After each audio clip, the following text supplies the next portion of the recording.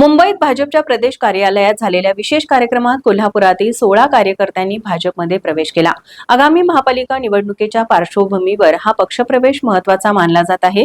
यामध्ये काँग्रेसचे माजी नगरसेवक दिलीप पवार व त्यांच्या पत्नी सरस्वती पवार, राष्ट्रवादीचे माजी नगरसेवक उत्तम कोराणे, अभिषेक बोंद्रे, संताजी घोरपडे, प्रसाद जाधव यांचा समावेश आहे। मुंबईत भाजपच्या प्रदेश कार्यालयात झालेला विशेष कार्यक्रम पार पडला। या कार्यक्रमात कोल्हापुरातील 16 कार्यकर्त्यांनी भाजपमध्ये प्रवेश केला। आगामी महापालिका निवडणुकांच्या पार्श्वभूमीवर हा पक्षप्रवेश महत्त्वाचा मानला जात आहे। यावेळी भाजप प्रदेशाध्यक्ष रवींद्र चव्हाण, उच्च व तंत्र शिक्षण मंत्री चंद्रकांत पाटील, खासदार धनंजय महाडिक, आमदार अमल महाडिक यांची उपस्थिती होती।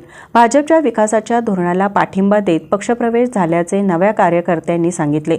पक्षात संघटनात्मक न्याय मिळतो आणि कार्यकर्त्यांचा सन्मान राखला जातो, असेही त्यांनी नमूद केले। यावेळी रिक्षा संघटनेचे राजेंद्र थोरवडे, वैभव राजे भोसले आदींनीही भाजपमध्ये प्रवेश केला। भाजपला कोल्हापुरात अधिक बळ मिळाल्याचे नेत्यांनी स्पष्ट केले।